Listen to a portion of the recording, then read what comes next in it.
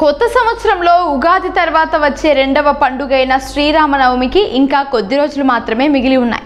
రామచంద్రుని జన్మదినాన్ని రామనవమిగా జరుపుకుంటారు. హిందువులు జరుపుకునే ప్రతి పండుగకు చాలా ప్రాముఖ్యత ఉంది. కొత్త సంవత్సరంలో ఉగాది తర్వాత వచ్చే రెండవ పండుగైన శ్రీరామనవమికి ఇంకా కొద్ది రోజులు మాత్రమే మిగిలి ఉన్నాయి. రామచంద్రుడు జన్మించిన రోజును రామనవమిగా భక్తి శ్రద్ధలతో జరుపుకుంటారు.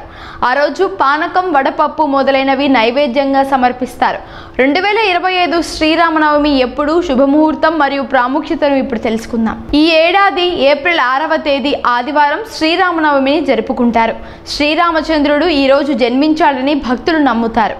ఈ రోజు శ్రీరామచంద్రునితో పాటు దుర్గామాతను కూడా పూజించే సాంప్రదాయం ఉంటుంది. ఇళ్లలో మరియు రామాలయాలలో ప్రత్యేక పూజలు జరుగుతాయి. చైత్రమాస శుక్లపక్ష నవమి తిథి నాడు రామచంద్రుడు జన్మించాడు.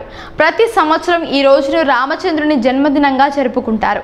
హిందూ కాలమానం ప్రకారం మధ్యాహ్నం రామచంద్రుడు జన్మించాడు. అయోధ్యలో రామనవమిని వైభవంగా జరుపుకుంటారు. దేశంలోని వివిధ ప్రాంతాల నుండి భక్తులు అయోధ్యకు వస్తారు. సరయూ నదిలో పవిత్ర స్నానం చేసిన తర్వాత భక్తులు ఆలయానికి వెళ్లి రామచంద్రుని దర్శనం చేసుకుంటారు. రామనవమి సమయంలో 8 ప్రహర ఉపవాసాలు చేయాలని సూచించబడింది. అంటే సూర్యోదయం నుండి సూర్యాస్తమయం వరకు భక్తులు ఉపవాసం ఉండాలి. రామనవమి వ్రతాన్ని 3 విభిన్న రకాలుగా ఆచరించవచ్చు. భగవంతుని విష్ణువు 7వ అవతారం శ్రీరామచంద్రుడు అని చెబుతారు. చైత్రమాసం 9వ రోజు శ్రీరామచంద్రుడు అయోధ్యలో జన్మించాడు. సద్గుణ సంపన్నుడు, ఆదర్శ పురుషుడు, మర్యాద పురుషోత్తముడు అని పిలువబడే శ్రీరామచంద్రుడు జన్మించిన రోజును దేశవ్యాప్తంగా శ్రీరామనవమిని భక్తితో జరుపుకుంటారు.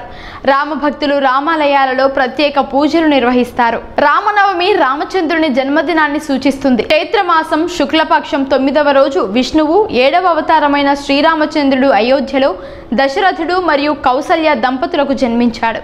ఈరోజు చైత్ర నవరాత్రి చివరి రోజు కూడా. శ్రీరామచంద్రుని జన్మదినం కాబట్టి ఈరోజు రామనవమిని జరుపుకునేవారు పూజలు, హోమాలు చేస్తారు.